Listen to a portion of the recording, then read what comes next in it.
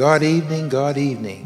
What another day the Lord has made and created and have allowed us to move through the hours of this day, through every event and episode.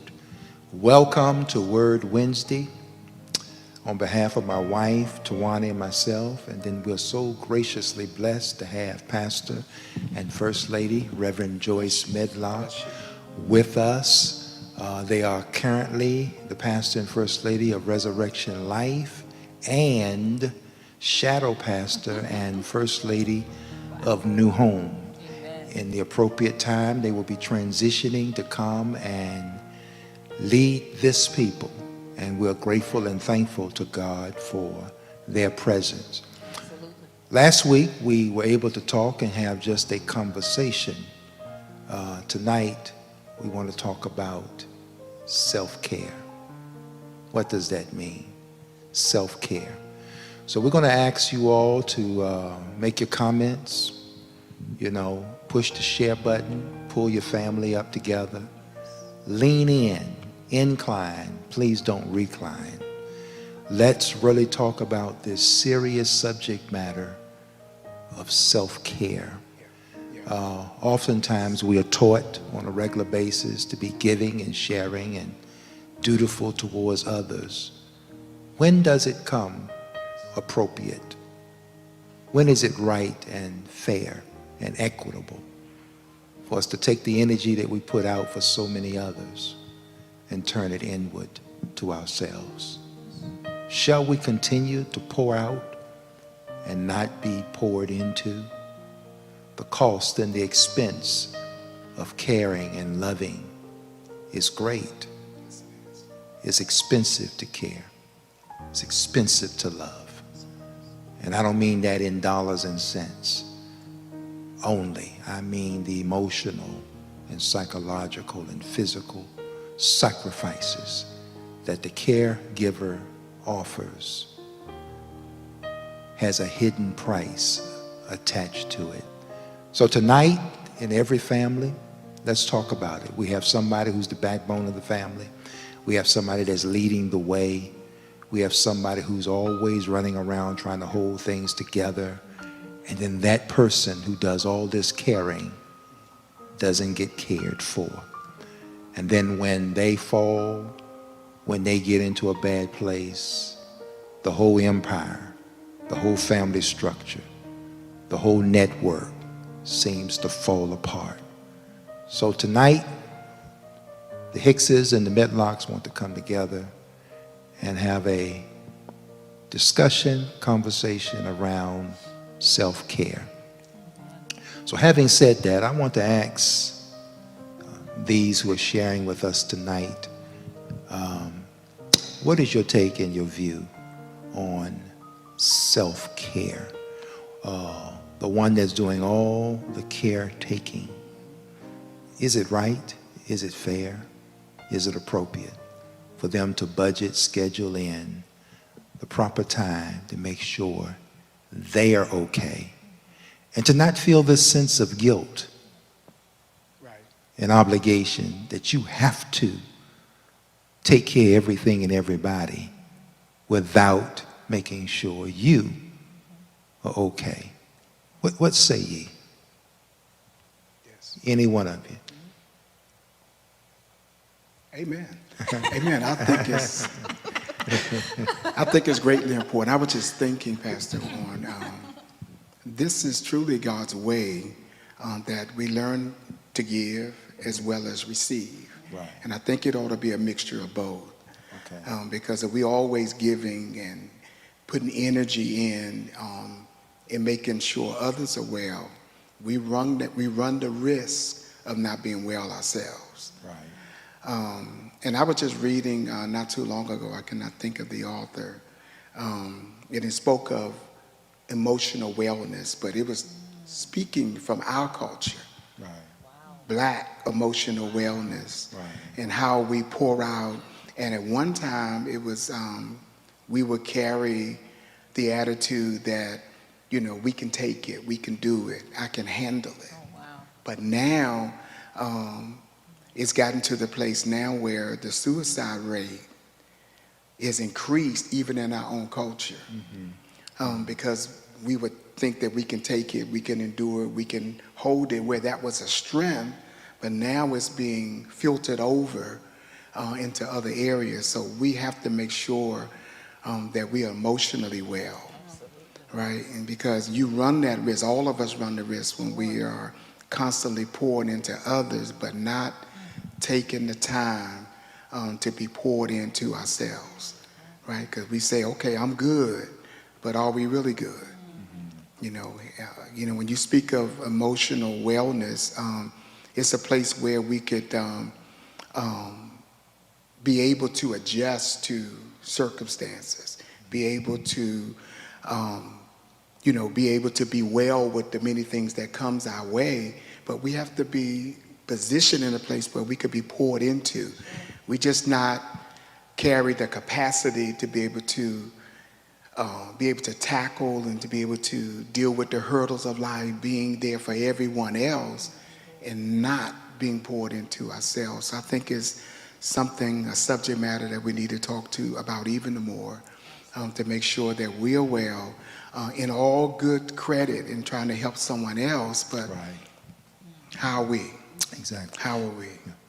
I like the word that you attach, culture, which speaks to the specificity of us as a people, because it is taboo, at least have been, among blacks to get the mental treatment and the prevention of mental breakdown before it even happens by going. Other cultures, they go to financial experts, they go to fitness and training and business plans, and then incorporated in that, they have people they go to, psychiatrists, and just talk stuff out before they even get a chance to get to that breaking point. But that's been taboo, because I think for the 400 years of our slavery, it has done something to us more than we ever will realize. The fight that has been in us, the depraved actions, the denial that has made us to have to fight in such a way that we didn't have all these resources and professional approaches towards us. And even now we're coming out of it, beginning to embrace it and learn the importance. And I learned this, and I'm for a transparent moment here, 2017, when we lost Reverend Dennis Cooper, who was my brother, and one of the greatest supporters I've ever had, who was presently there. It put a hole in me. It put a hole in me. And every time I think about him to this day, I feel a void. It's a painful thing. And his love, his commitment, his service, his sincerity, and he never asked for anything in return. So whatever he gave it genuinely. I'm not the same creature I was since his leaving. I'm not. And it put a weight on me that my stress levels went up. I couldn't figure out why I was feeling. And my stress level went up, and my wife recommended to me, she said, you need to go get some help. Okay. That's real She talk. said, you really need to That's go talk to somebody. And so I consented. Okay. And for 2 years, I went scheduled times to go just talk. And sometimes it was so heavy, I had to take medicine to get those endorphins off my brain. I had to, because I was suffocating. I was having sleepless nights. Okay. My eating habits weren't where it was. I was functioning, but I was dysfunctional.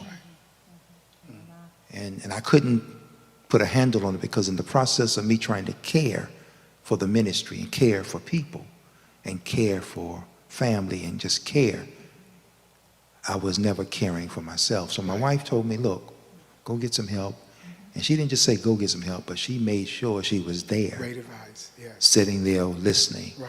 And the first time I went in and talked to the person, they said, I just want to hear your story. And when I told them what my schedule was like, the lady stopped and said, hold up. She got up out of her chair and she walked out the room. Then she came back in the room, and I said, what's going on? She said, I need a break from you. She said, I need a break from you. She said, because everything you're laying on me So much going on. is not healthy for me. But I think she was being demonstrative to show me That you needed. that you got to take a break Right. from some things. Right. Right. And I was taught breathing techniques. I was taught you schedule to take time. And she said, but in the midst of all of what you're going through, she said, you're still in a good place because Great. you're still very sensitive to the medicine, so I can give you the lowest dosage.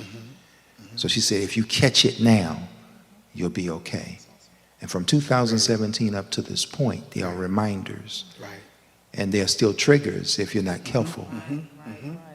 That when people get sick, when people die, when people are in marital strain, when people are in financial difficulties, the load of pastoring, then your own personal life, all these things converge. Right. And you look back, there's no line. There's nobody in line saying, I'm here for you. Right. Right. And I'm being as honest as I possibly can, I'm being helped by that in this self-care piece, that you give, and sometimes you give to people who are so ungrateful, unthankful, and forgetful. Forgetful, and that cuts. It's a painful thing. Right. And so you're either going to break that cycle by not putting yourself in that position, or stop letting these users Okay. take advantage of you. Okay. Okay. Because sometimes this ain't ministry that we're doing. These are people who just want to take advantage Wow. of your well-being. Wow. And when you are stressed and hurting, the only ones that's going to hurt the most Right. is the people that love you the most, because they see you For sure. 24/7. For sure. They see you in unedited versions, and they see your pain. And I had to learn this.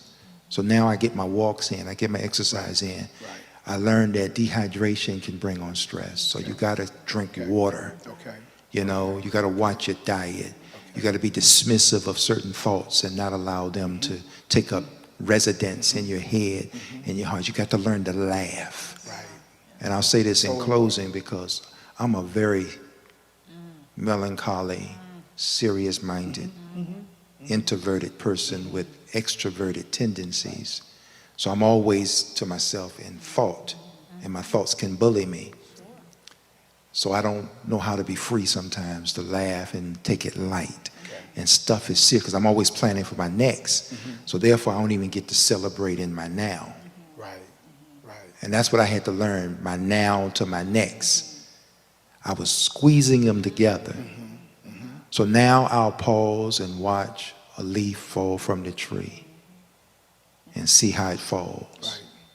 I'll watch someone who got their dog out there playing, throwing a frisbee. Okay. Okay. I'll watch the different makeup of the firmament and how the clouds are forming. And I've learned now to kind of get away. That's healthy. So Okay, healthy. I don't watch much news, because once you get it, you got it. Right. Right. And I watch old stuff that my wife don't particularly care too much for. See, that mess with her head. Look at that. See, I'm Andy Griffith. She Right. can't take it. Right. See, Barney, Right. my man. Yeah, Andy yeah. is Oh, my yeah. guy. Oh, yeah. But my favorite buddy is Otis. I got you. You learned a lot. Otis is You the learned a most lot from- genuine character. You learn a lot from Andy Griffith. Yeah, Otis come in drunk, but he Yeah. always got a suit on. Otis lock himself up. Yeah. You know it's time. Takes the key, put himself into prison, lock himself up and say, Yeah, I'm wake done. me up on Monday morning. I got an appointment. Right, I right, mean, right. we have issues, but we won't admit them. Yeah. Otis shows me he knew he got a problem. Yeah. And he knows where to go. He knows He where to does. go. He does. He gets sober, Yeah. and then he gets straight, Yeah.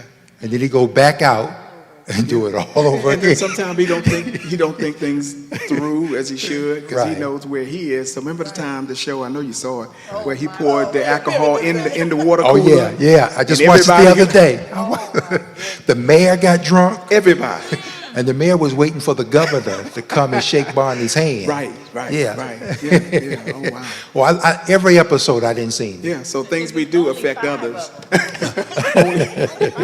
So she think it's only 5. Them Right. are only 5 she's seen. Right. Yeah. Right. I understand. I'm gonna help you out there, Pat. I'm gonna pivot it.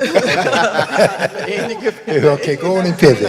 The only thing about that is the problem with Otis is the people around Otis made allowances for him to continue I agree. in that pattern. No argument. And so, so just to pivot from that. Well, you exactly spiritual right. point, Yeah. Because even the sheriff and the Yeah. deputy The law. had tolerance I for mean, it. right. That's I a mean, good come point. on That's a now. balanced point. Yeah. That's a balanced point. But I do go back to the old days of shows for Yeah. staples, Yeah. but I do it by way of Hallmark or whatever. Oh, Lord. I can't, I need Oh, peace Lord. and tranquility, so I can't watch crazy and think that's going to give me entertaining to me.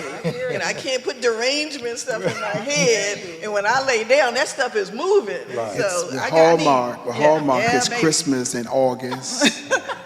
You know, all those shows. And There's- she made you're me sit always down and going watch to end it. with a moral and a story. So that's Yeah. a good thing. Yeah. So we just thank God for that. So, but from what you just said, though, it's interesting, and this is just me saying this, Yeah.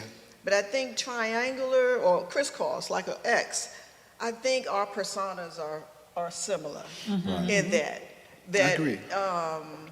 that I have a tendency in the same way to internalize. I'm an introvert, straight up, Right. with extrovert tendencies. Tendencies. I have to do certain Right. things. So Sure. you might deem me extrovert Right. because of the calling and the gifts that's Absolutely. in me. Mhm. But I'm a Absolutely. straight up introvert all day. I need to get away just to be able to recalibrate. Right. You know, so if so much is going on all the time, whether or not it's family, ministry, or whatever, sometimes I got to steal away Right. just to keep some sanity going on and the balance or the equilibrium at a good place. But Right. and so it is. You can reach out and give and serve to so many, and sometimes if you aren't careful, you can crash Right. Right. in the process. Right. But for me, what I have learned for me, not looking at people and letting them make it be a problem or a barrier, or what I'm doing is aiding them. For me, I'm going to give it from my heart. I'm going to give my all. Is this what I'm supposed to be giving at this time, to this place, to this person? And if it is, however they receive it or how they handle that, it's on them. I'm not going to cut it off because it was done with all the good intent and all the rest. But if I don't filter it to make sure that I'm stopping and that's the problem. I'm Right. learning when to stop. When does that line start and stop? It doesn't. Most Yeah. of the time it gets crowded. Right. Most of the time Right. it's a flashing yellow light. Right. And saying, hey, yield, and we're still going forth because X, Y, and Z has to get done. I mean, it just has to get done. Right. But it doesn't mean it has to get done by me.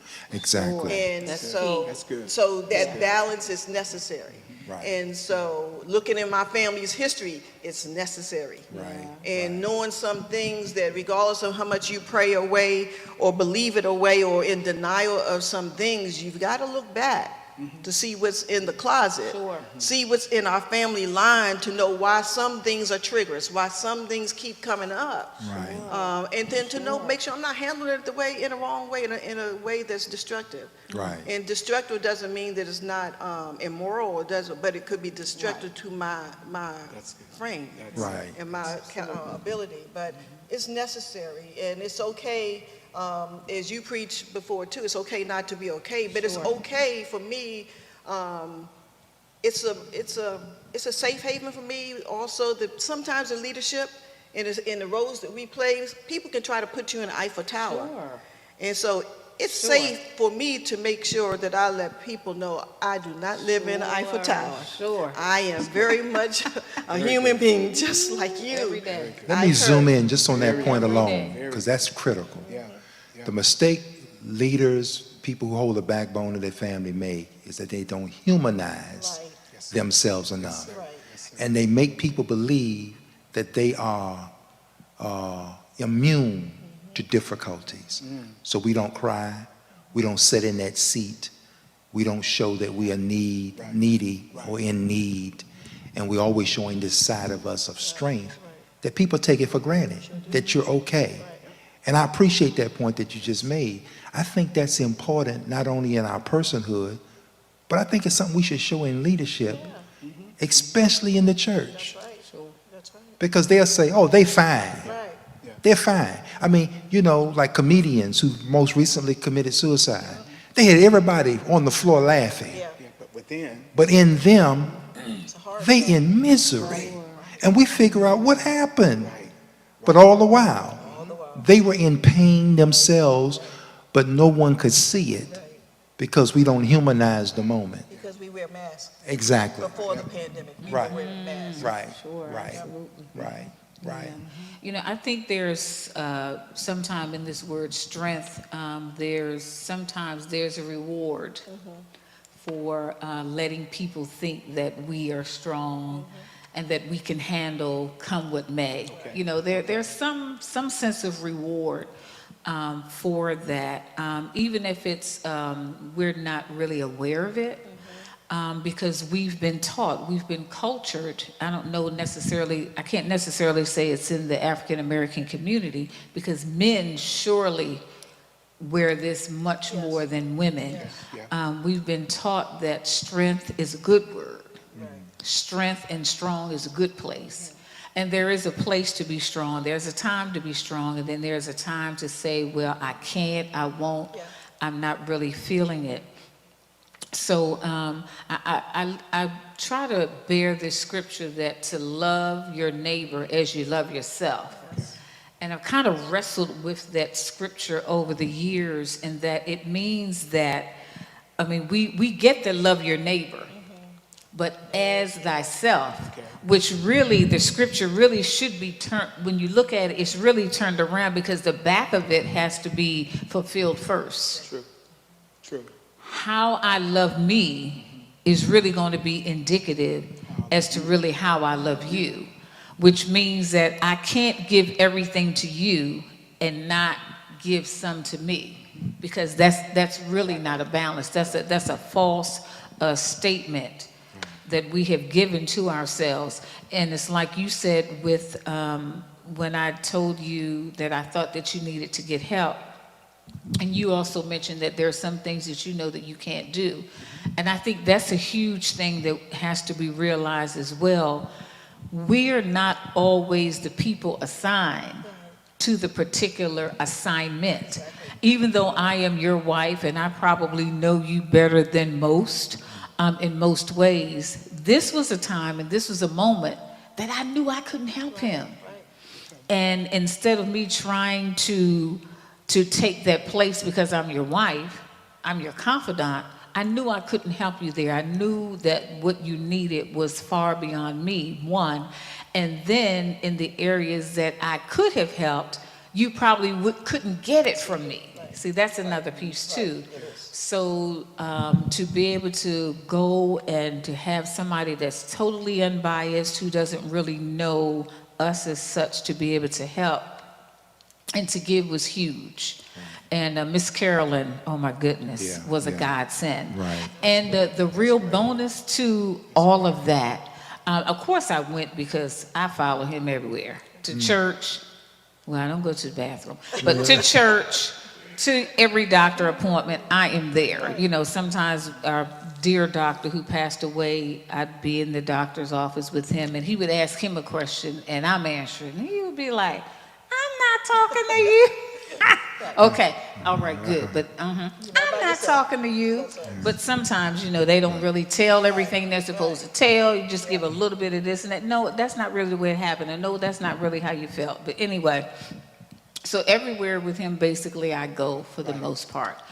And I didn't realize my being there to support him, Miss Carolyn was helping me. Because while the two of them were right here conversing and dialoguing and all of that, I'm sitting back in the corner. I get it. But back in that corner, I got the crumbs You're being helped. of what Miss Carolyn was saying. So all the advice and everything that she was giving was helping me as well.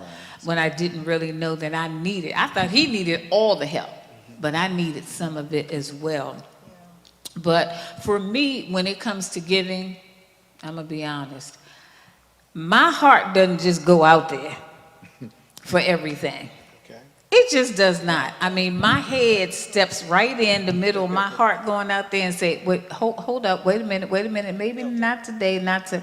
And we laugh all the time that Aaron and I are the people that if somebody says they need a coat, we're not going to say you can have my coat. We're going to say, come on, we're going to find you a coat. Because I'm going to keep my coat on. We're going to find you a coat. That's just, I'm built that way. But Jeremiah and I are the ones Oh my goodness. that will take our coat The off coat, our back. the shirt, the T-shirt, I mean, Wow. you know. Yeah, I mean, we're wired. Like I said, We're oh my wired that goodness. way. Yeah, if that, right. Yeah, we're, just all of that. So That's me that's, and you in that one. I've been on hey, that there we go, there we But go. clearly, that whole, that every piece makes up the whole of the who you are as a family. Absolutely. Right. So Right. everyone's Yeah. necessary. Yeah, And even how absolutely. you view things and how you see things, it's Yep. important. And I used to feel bad about it, like, what's wrong with me? How come I didn't feel that? I'm like, he's like, oh, we got it. And I'm like, Yeah, yeah. yeah, and then I Jeremiah and I, couldn't- I didn't get it. right, and Jeremiah and I are the ones that get hurt of course you the do. most, Run that Of risk. course. challenged the most. Yep. Because it isn't that we're not using our head, but we kind of lead a little more with Yeah. our heart. You Okay. built that way. We're thoughtful, but we are Yeah, attached. yeah. Even if we don't like you, See? you know, even You're if still compelled. we ain't in that circle like that, but if that need is there, we'll override Right. the intelligence. We'll Right, there we override go. the Our intelligence To the command. and go on and just get it done and do it. Then we'll sit there and say, man, Yeah. why? Oh, yeah. Then rationale kick in. Why did I, why, Oh, yeah. why did I put myself in that And I'm position? sitting here going, Right, yeah, I right. agree. Why? Right. But that's that self-care piece Right. that you now have to apply, Yeah. because we're all innate, wired a certain way. And then I think inside of that, we have to bring these disciplines We do. to it to say, as we spoke in last week, we talked about we got to be intentional, intentional. And we have to be intentional. And now I'm a little more thoughtful to say, do I get involved with this? Because my wife will ask me lately, had you talked to so-and-so, so-and-so, what did they say? What do they do? I said, I ain't ask them. I'll come off and say, she'll ask me a question about something. I say, I didn't ask. Right. Because when I start asking too much, I'm drawing in, right? So if they don't say nothing to me, I ain't saying nothing to them. And that way, I'm there, but I'm not all the way there. And then I just think in the self-care piece, you have to budget Have to. and set up boundaries You do. for yourself. You have to. Because if you don't, You do. others will invade. Right. Others will trespass. True. True. Others will say, I need you for a day, and they move in for a month. Right. So you have to put those guards up when it comes to self-care. And that's the thing too. Others can't do what you don't allow them to do. You know what I mean? So you have to put your own boundaries up and be okay with the boundaries, because people can guilt you, people can try to make you feel obligated or draw you in. And so you have to have this sense of being okay Okay. with the decisions, that you make, because not everything, as was said, that is in front of you is necessarily for you to help, because it's a thin line between help and hinder. Yeah. It really is a thin line. Now, some people may need the help all year long because they're just at that place that they need to be built all the way up. I agree. Then some people, after I one agree. or two times, you have to realize, you know what? No. And those same people, they have like a circle of people that they go to. When you say no, they're here, and then they make their way back to you. Right. You got to know who and what's in front of you. Absolutely. So it may be a need, but they might have a lifetime Absolutely. in that, and knowing how to survive. Yes. Knowing how to survive doesn't mean that I'm going to be the vehicle that you need to come to or be the aid all your life. Absolutely. Maybe even this season, maybe just this day. Right. But what is it? And then just filter it out that way. And I'm right in line with that. But it can be a blessing and a burden. It can be for me. I can be a blockage. Is to reaching out, or if I'm sifting it too much, or spending too much focus on it, just like, okay, God, what is this? Who's this before me? What is before me? And not just, Every battle you see is not your battle to fight. Right. And in another setting, I heard you say that your no is just anointed as your yes. Oh my gosh. Oh my gosh. An anointed no. So you got to be well with your no. I'm thinking about a Real sermon well. now. An anointed no. But you got to make sure that no is in the Bible. It's in the dictionary. Well, it's in the Bible too. So Jesus is going to answer yes, no, or wait. Right. The answer to your prayer. But you got to know that no is there for you to say no. Right. Just because you ask, just because you present, it does not mean that the answer is yes. Right. Or you're not obligated in any kind of way, because we have Christendom in our heart and on our head. And but in this line of grief, in this line of self-care, there's a lot that's there. And even when New Home, the women, I believe it was, or whether or not it was the grief ministry, when they went through the 7 stages of grief just a few months ago, and we joined online, and it was so enlightening, so empowering, and it's not that these things come in stages or in succession. It's where you are as an individual. Absolutely. And the self-care, it may be because you have pushed stuff down so far down that it is like a springboard just barreling to up. It's like, I need what I need right now. And sometimes it doesn't come out so pretty. Right. Just like grief, everybody grieves in a different way. And somebody can be reclusive and draw away and pull away, and it's okay. Give them a moment. Right. You don't have to be on top of it. You need something. You need something. Leave me alone. That's right. Leave them alone. It's Amen. okay. Right. But sometimes some people are angry. Right. Let them vent Right. Right. without trying to be a psychiatrist or a psychologist. Just be there to listen. Exactly. And all grief does not lead you down the same path, although it's a path to healing. But there are different paths that we take to get to the place of wholeness. Exactly. Exactly. Yeah, absolutely. Yeah, so looking in is a very powerful place, because we serve out of what we have. And sometimes we're serving on empty, which is why sometimes we get frustrated, or we're angry, or we're tired, or we're depressed, or, we're mentally, in this bad place, because we're trying to serve out of an empty vessel. And you just can't get it. And before we get there, it's just like they say, when you realize that you are thirsty, need something to drink, you're already dehydrated. Absolutely. So it's prudent to continue to hydrate, so that you never feel like, oh, I need me some water, because you're always hydrating, so that you never get to that place. Now, is it easy always to be able to measure the needle? No, it's not, because some people that you can deal with, they can take so much out of you that you really didn't realize, oh my goodness, that was, that they had really just exhausted every measure of you.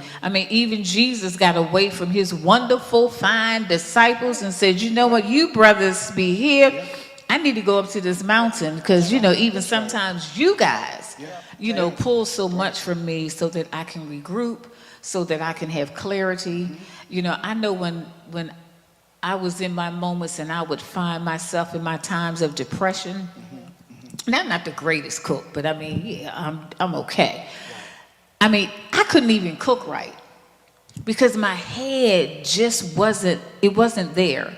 And so every part of my body, read into that, it could not function, because my head was not in a good place. But now, as you said, I know I'm learning more and more and becoming familiar with the triggers.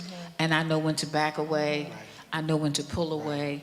I know when to say enough is enough. And when I say it, I'm not saying it looking for validation. I'm letting you know this is what it is, so that you can get yourself together, because I already know what I need to do. That's good. That is good. That's very good. Self-care is a real piece.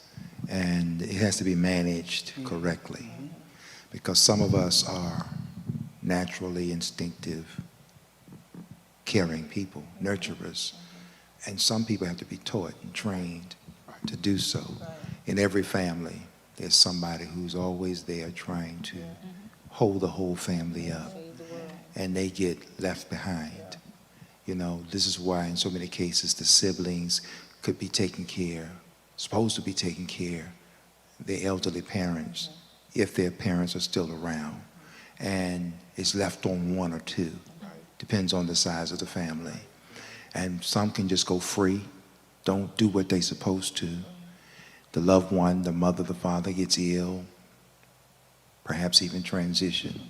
The same ones who wasn't there to care are the first ones there to boo-hoo and cry, or to see what's left.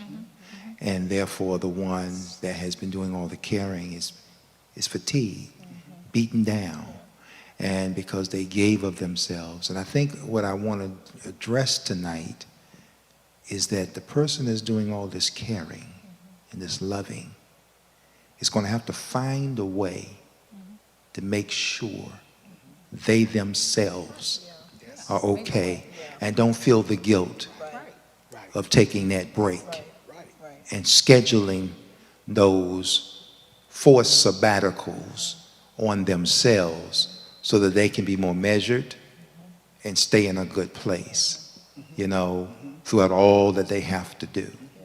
At the same time, what we're also saying is making sure we're not creating a safety net for people to keep falling on you, because I can go to the Medlars because I know their heart. I know their heart is big, and so they will go and spend rent money, or they can have rent money, but they test you and say, I need $200. Okay, and you said so-and-so needs $200, but you really don't know if they need it or not. You trust their word. You give them the $200. Now they say, oh, now we can go to Roof Chris and enjoy this special moment, and our rent still get paid. That's the kind of stuff that you're challenged with when your heart leads you, when you put yourself in that environment to want to be a person that really help people. And I'm naturally that way. I cannot agree with you, not even be around you, not even necessarily like you. But if you have a need, my heart pulls. I was that way before I got saved. And now that I am saved, I always think about who can I help along the way.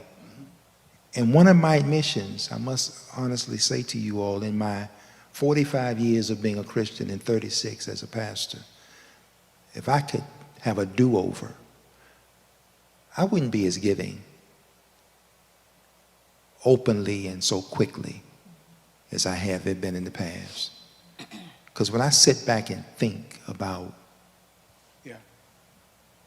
myself extending, a lot of the things, a lot of the people, and I'm being honest, most of them have taken advantage or have forgotten the sacrifice that people make for them. And you help them bury their loved ones. You keep them from being evicted. You go to the prison. You stand up as a character witness in the courtroom. You're at the hospital. You're counseling when they are in family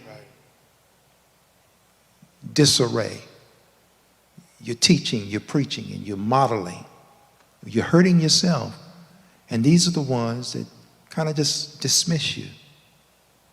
And that's a form of not you caring for yourself. It's a form of abuse, I think. I could be wrong. Like being in a relationship and people pull on you only when they need you. They can't speak to you. They can't talk to you. They don't know you. They got their certain group. When they want to socialize, when they want to have fun, when they want a vacation, that's who they hang out with. But when mama gets sick, you make that list to be a prayer warrior.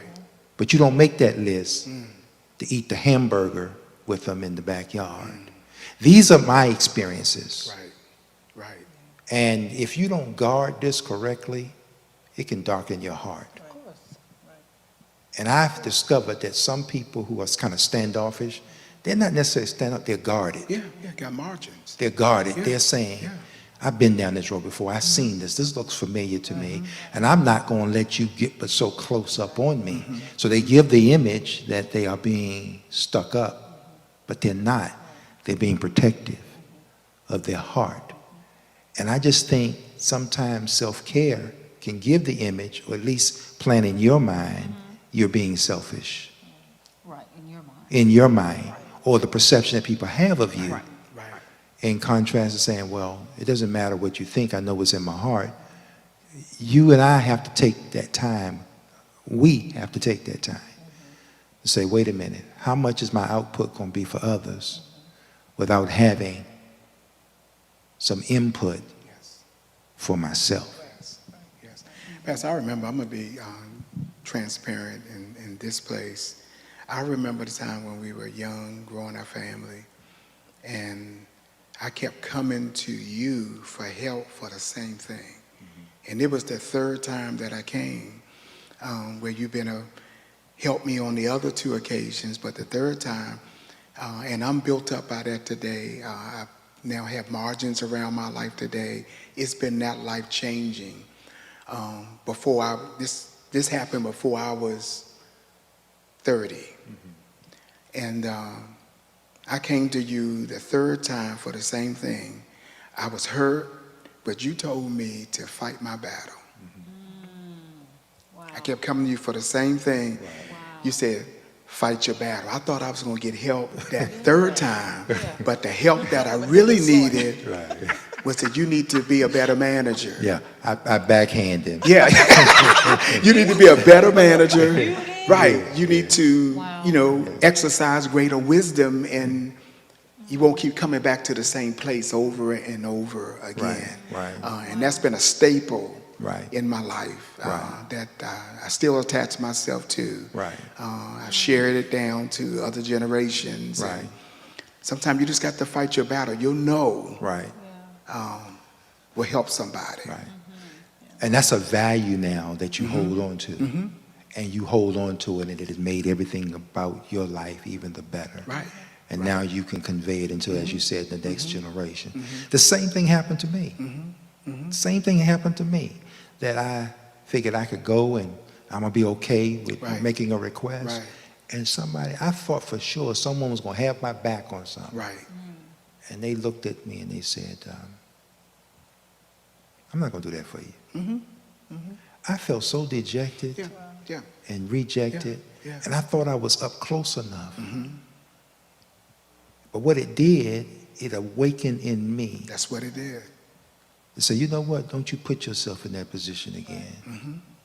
You be more measured. And that was the real help you needed. Yeah.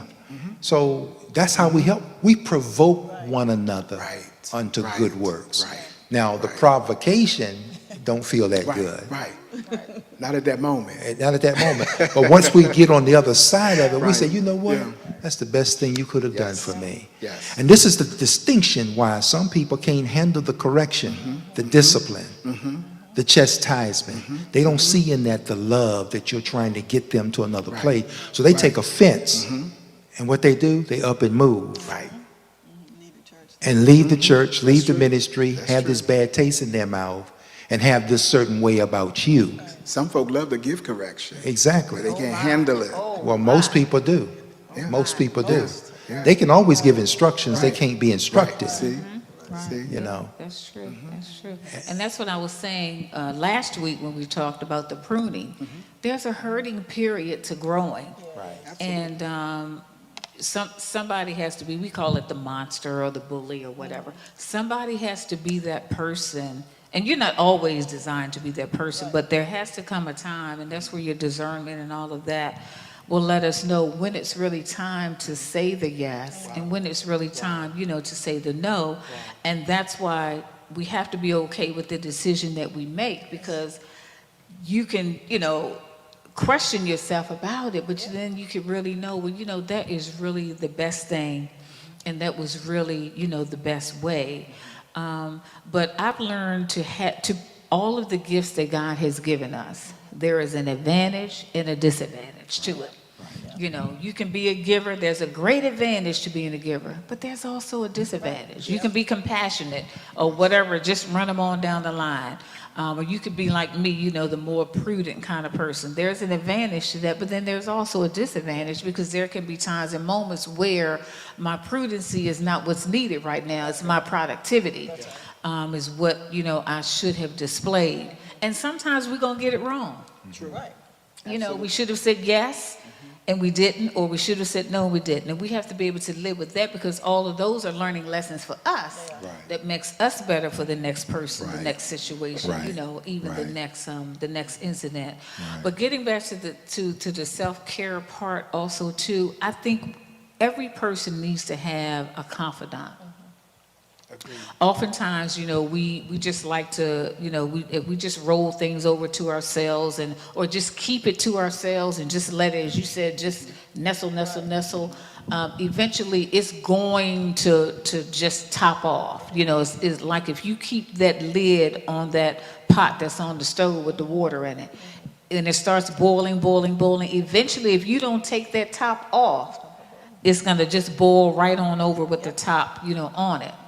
And that's for some people who, you know, just let it out. Then there's some of us who implode. You just keep all of that stuff on the inside, and all the inside of us, we just start crushing and crashing.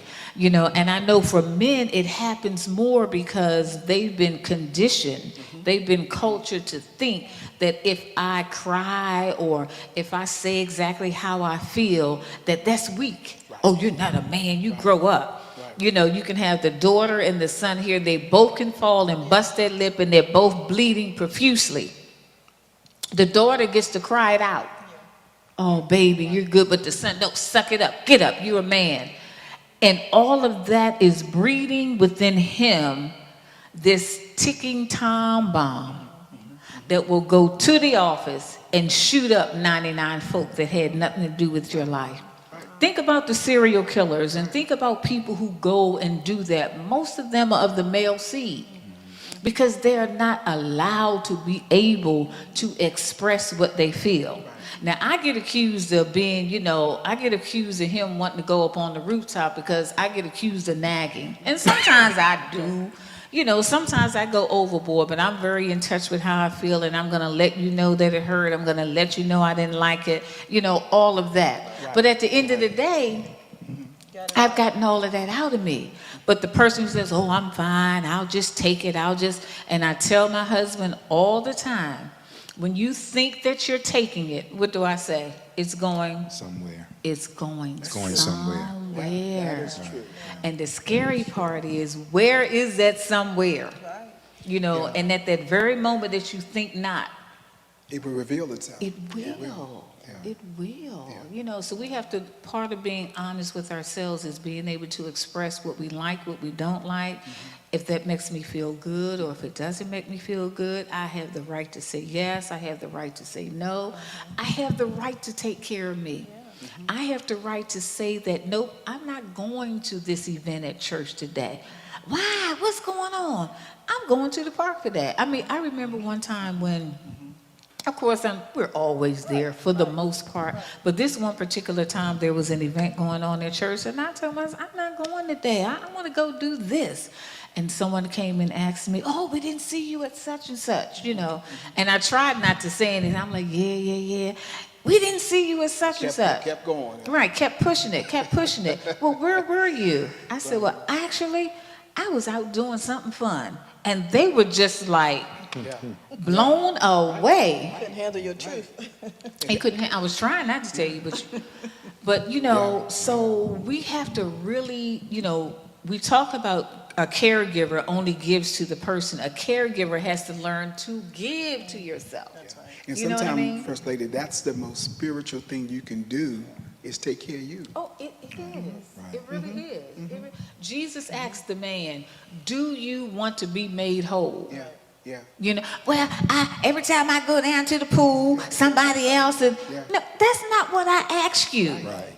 Because if you were whole, it wouldn't matter who else went down to the pool. We're going to go down to this thing together because I've been here for 5 days and I watched all of y'all get healed and I'm still sitting here sick. So today, guess what? Either I'm going to go with you or I might just get a step ahead of you and I'm going down to the pool first. That's what Jesus asked me. Do you want to be whole? Yeah, I want to be whole. But then there's some things you have to do to make sure that you are whole. Exactly. And not be healed, but made whole. Oh, Because, huge difference. because healing does not always equate to be made whole. It's a huge difference. So he was saying outer and inner. Yeah. You know, take care of Absolutely. the injury and then take care of your mental and your psychological and emotional, the whole person. You know, but you alluded to something, Tyonnie, that triggered in me. I think sometimes the person that's doing the caregiving allow others to put expectations upon them. I agree. And in I return, agree. they don't return the same. When the person approached you and asked for your presence because they didn't see you, that same person is not nowhere near as present as you are. Absolutely. So therefore, it's only when they show up, they supposed to see you, Right. but they give no account. When you're there, they are not there. Right. And I think in that fine line of being a caregiver, that's what we wind up putting ourselves in that prison. I got to take care of you, and we don't give chance for people to say, well, you got to return some care back. If I'm giving this to you to make you better, then do what's necessary so you can be better. So I don't have to spend this energy over and over again. Yeah, and I would say that in that line of who's caring for the caregivers, that sometimes the reward the caregiver has is innate, that there is feeding their need to be needed. And Absolutely. I can see that's a that. danger zone. I can see that. Yeah. Their feet need to be needed is wearing them out when they don't realize they're being wore out. Right. And so there have to be some parameters put in place because, I mean, just like That's true. the woman that you all were talking to, she got up and went out. Yeah. Is a demonstrative, ability or tool to show you, hey, look. Right. And Jesus did the same thing. Right. He went to the garden. Right. Because they were wearing him out. Right. I got to right. get away from you. Right. And the same thing with us, who's caring for the caregiver. The caregiver, there has to be people in place to make sure I'm going to be here this day so you can go do something. I don't care if you sleep all day. Absolutely. You don't talk to anybody. You go have a party for yourself. Do whatever you need to do, but remove yourself from this setting so you can get some psychological, mental reprieve, and physical reprieve. It's necessary for our living. And again, if the exchange is that I'm getting more or making myself feel good about myself by being there and wearing myself out, That's right. then hey, Yeah. it's par for the course. But again, within ourselves from a healthy, wholesome way, we have to be selfless enough to say, to cry uncle, to say, I need help. Right. Right. I need a Say break. that again. Right. And whether or not you agree with me saying I need a break, I need a break. And take it. And take it. And take Even it. if it's at an inopportune time. Exactly. Right. And it Exactly. will be. That's Yeah. good. The car accident wasn't scheduled. Right. Right. A diagnosis from a doctor wasn't expected. It Right. came at an inopportune time. So if our body is screaming, I need something, why do we push ourselves beyond the break? Right. And then surprised that I broke. Right. I'm going to hone in on what you said right there. Being able to tell people you need help. See, to sit back and rely on somebody to observe what you need is not healthy. You should be able to open your mouth when you know that you're at this point, or before you even get to this point. I need help. Now, I don't have any problems asking for help. Now, if I ask for help and you kind of act a little slow, then okay, then I'm gonna have to figure that out again. But to be able to ask for help is a great savior, and oftentimes we don't do that. We just expect somebody to look at me, know what I want, know what I need, or know that if I went here, took this person here 9 times this week, I must need help. No, don't assume that. We have to be able to tell people what we want and what we need. One more thing I'm honing on, I talk about it all the time, is people that have a need to be needed. They don't realize they have a need to be needed, but they do, because this is a good little, I don't even know what the word is. You can figure it out sometimes by whenever somebody asks you for something, you always feel like you have to be the rescuer. Oh, I see this going on over here. I need to help that person. Oh, this person didn't get this. Oh, I helped this person back here, but I didn't help. It's not as much satisfying that need out there as it is satisfying your need here. There's something again in this person here trying to fill a void, and it goes back to the question that Jesus said, do you want to be made whole, which requires a lot of self-examination. And it's easy for us to look out and see what needs to be done rather than to look in. It's like we go to the doctor and the doctor's trying to tell me I need to lose 10 pounds.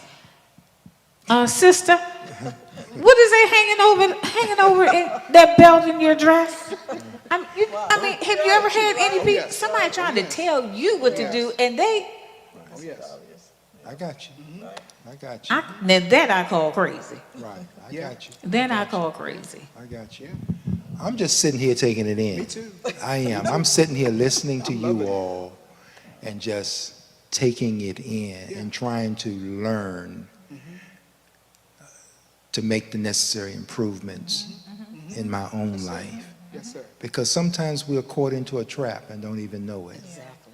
Really. We're caught into a trap and don't even really know it. As we begin to move to a close, then let's, in this little last segment, each of you, what would you recommend for self-care? What would you do, based on your experience and your human reasoning, the things that a person can do for self-care? You have to know what you're doing is not predicated on the who and the what's around you. But what you're doing it from the heart. But you also have to have breaks and know when you need to press the brake, when you need to put your kickstand down and say, look, I got to take care of me. Because if you're not well, how well are you taking care of the person that you're going after? And a lot of times we go in with the mindset that I'm going to be this big help. And we are the ones that need the help. So we have to make sure that we are well and have that kind of the brackets around us where we're making sure that that we're in the right place and know the difference between being burned out and burned on. Oh my. Because if you don't know, Right. then you're going to find yourself in a place and you're going to be screaming help, and no one's there to hear it. No one's there to hear it because you think that you're validating yourself to think that I'm the only one who can do it, right? So you hurt those around you. I'm the only one who can do it this way, that way. So you got to be careful with yourself to make sure you're in a good place. Because if you don't, you're going to hurt those that are near and dear to you. I'll pick up on that. Self gets crashed or buried, but I would say the number one go-to for me is also always prayer. It's always going to the garden, whether or not it's thank God for Dappy Keys and the ministry of music and prayer to turn on and can just listen to the prayers, listen to the instrumental music, and go into the into prayer, because God, you can tell God what you can't tell anybody else, and sometimes being in the presence of God, I don't even know what I need, and so just to be in His presence and just be soaked by Him. But my son Elijah preached a sermon a while back, and I forgot what the name of it is. Sorry, Elijah, but he made a point in the message, and I think it might have been learning how to take an L. And he made the point sometimes we go to everybody, telling them everything that's going on in our life, crying everywhere, Facebook, everybody's book, and still broken. And if we just go to the garden and release it, it wouldn't be all stored up in here. But he gave an example, and made us for self-examination and self-care again, and said, if after we've gone into the garden, if after we've come into the presence of the Lord, after you've called on the Lord, and if I come out of the presence of God, and if I'm still burdened, we didn't release what we were supposed to be released. Wow. And so that's always in the back of my mind, like, why am I carrying this? Yeah. Why am I carrying this? What needs to be uprooted? I mean, why am I bothered by this? And it shows me continually, and this year has done that as well, just how much stuff I've been hoarding in me that was not mine to hoard. And for me to cast it out and keep it out and leave other people's stuff alone. I don't want your burdens. I don't want your stuff. I can't handle my stuff. So for self-care and what to do, take your stuff back. And I'm not going to receive it. I'm going to handle it and give it to God. And let it stay right there. So you carry. Yeah, that's good. Yeah. I mean, for me, it's just real simple. I need my quiet moments. I mean, it could be prayer, it could be music, and this is the one that I've most discovered. It's nothing. Yes. It's just nothing, and I'm just in my little place with just me. And some days it can be 5 minutes. I wake up early, very, very early, not because I want to, that's just how my body is now as I get into toward these 60s. Okay. And Getting towards, or you're I already mean, there. no, okay, excuse me. Yeah. Okay, I'm in them. I'm almost like right in the middle of them. Yeah, Right, really. right, Okay, right, all right. Yeah, I don't even feel like it, but I am. Yeah, that's good. Yeah, I'm like well into the beautiful. 60s. Okay. Beautiful. But I just find just the quietness of being able to just be with me. And I get to embrace me. I get to settle with me. I get to chastise me. I get to say, okay, that didn't work. I just get to just be with me. No agenda for it. It can be 5 minutes. Sometimes it's 15. Sometimes it could be just a whole hour. But just quiet moment, just with me to be able to breathe and just settle in. That's what I'm on right now. That's the kick that I'm on right now. Yeah, and it has proven to just be beneficial. What comes out of that? Sometimes I look at, oh, really? Okay, and I roll with that. Yeah, for me, it's practical too. It's a nice little slow drive. It's a 5 or 6 mile walk. And I have my little phone on, listen to some instrumental music. I don't want to hear any lyrics. I just want the music. I don't want to hear voices. Sitting in my office at home, just quiet. Thinking, but not thinking about anything. Watching something light on TV, or sometimes to myself, going somewhere and sitting down at a restaurant, eating a meal alone, and just having company with no one. Sure. Sometimes it's just working out, doing a little exercise. Sometimes it's being around the family and just hearing their voices. And it could be any given thing, any given day. But it's what you want to do. It's what you want to do without feeling obligated. And there is no strings attached to it. That you feel obligated, that I can be in your space and don't have to talk. I love it. I don't have to talk. You know, I can do those one word, yeah.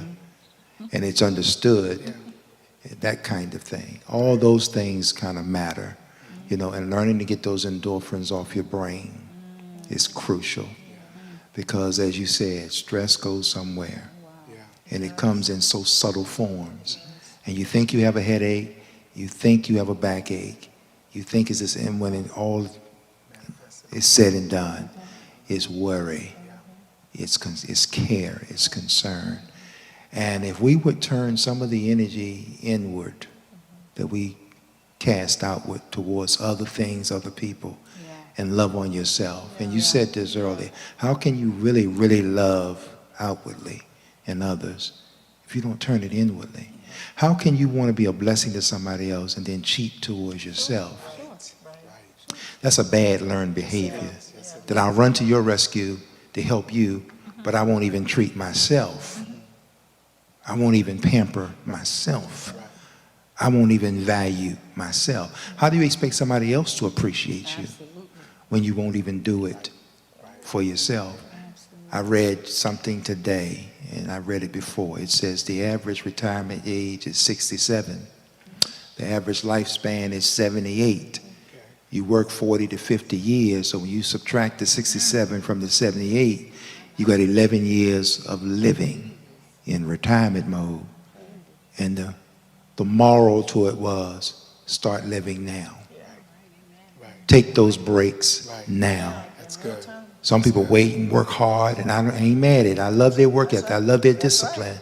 But they get of age ready now to live, and life leaves them. Exactly. And they don't take today, now, and say, hey, I'm going to pause and take the next 2 hours and do me. This is funny. I was watching the news, some of the news anchors the other day.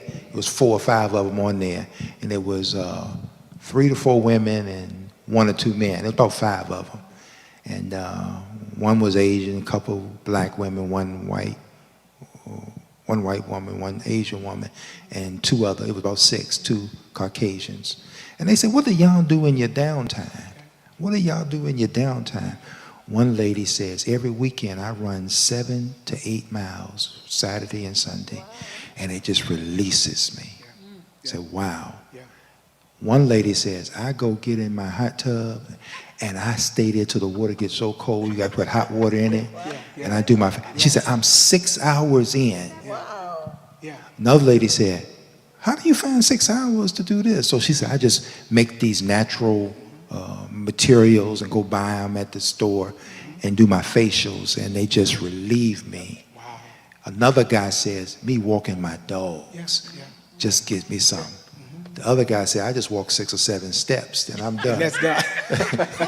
That tickled me, right? He said 7 to 8 steps, I'm done. That means he ain't taking no time to do him. And by his physical appearance, it showed. But it's the choice to make a decision. Absolutely. That healthy moment that all of us need. Absolutely. And with me, there's of course there are things that you're spiritually burdened by all the time. Right. But what helps me in my process of getting to a place of wholeness is to choose what I'm going to be burdened by. Right. Not today. Right. Not today. Right. Maybe not tomorrow. But of course, there's spiritual things that you cannot unburden yourself with. But if I got the choice to say, today I'm just going to walk my dog, today I'm going to do this, and I'll pick this up tomorrow, it keeps me in a place of wellness. And one thing about being well is not a place where you just arrive. You got to every day make those decisions. Absolutely. That I'm going to be emotionally well. Right. I'm going to be spiritually well. Right. Good stuff. Well, ladies, what really made this conversation and this self-care piece so beneficial is having you all's presence here. It has taken a moment to get y'all here, but we're excited that you had the opportunity to come by and share with Pastor and I. Yes. We hope this has been beneficial, thought-provoking towards you, and something that you would put on your list to consider. That if you're that caretaker, you're that one that is trying to monitor the whole room and make sure all the family and generations are cared for, and you don't factor in the importance of taking care of yourself, you're doing yourself a danger. Because when you're not in position to take care of you, the same people that you're caring for seem to find a way to take care of themselves. And so don't feel obligated, don't feel burdened, don't feel guilty to love on yourself. That's critically important. We want to thank all of you for chiming in, being a part of this simple discussion from the week before of having a conversation till tonight dealing with self-care. And there's a list of things that we could talk about. So do you make your light moments, laugh, enjoy life now. It's not a round trip, it's a one-way. We don't get the benefit of going full circle in life. It's a one-way trip. Make it last, make it good, make it enjoyable. And because you're going to be challenged by miscellaneouses, you're going to be challenged by those unwanted, unknown, undesired things that come in all of our paths. There are some things, as Pastor Medlock said, that's just going to be simply unavoidable. And we have to deal with them and be burdened by them. But the things that we can manage and control, those are the things that we ought to manage and control. We want to say good night to you. Thank you all for sharing with us. What an honor it has been to have you all here with us. We look forward to whatever is next. And we pray God's richest blessings upon you all's lives. Love you all. We love you back. Is there in there black and white together? Oh, I see him. I see him. Yeah. Yeah. All right. All right. Yeah. All right. Wonderful. Me and my cupcake think alike. All right. That's what we do. Wonderful. Oh, All the wonderful. different flavors. I That's hear right. you. I so hear you. I so hear you. I so hear you. Love you, New Home Nation. Love you. God night to you. Word Wednesday.